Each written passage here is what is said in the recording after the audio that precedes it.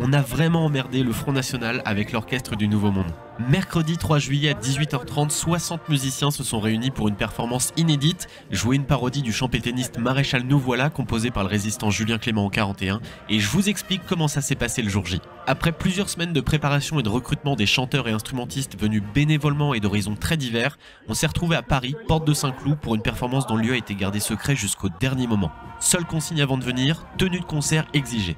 17h30, briefing pour tout le monde, c'est le moment où les musiciens découvrent qu'ils vont jouer devant le siège du Rassemblement National à quelques mètres de là. Tout a été parfaitement ficelé par l'équipe de l'orchestre, on ne risque rien, on fait ça proprement.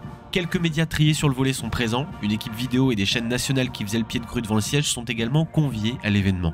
Une fois tout le monde briefé, quelques minutes d'échauffement et de déchiffrage et direction le bus. Pour ménager notre effet, on est tous montés dans un bus qui s'arrête pile face au siège du RN.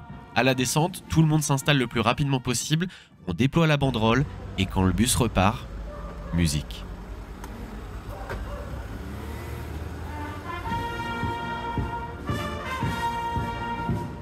Bon, la réaction a pas tardé puisque Louis Alliot, le vice-président du RN, est sorti nous saluer.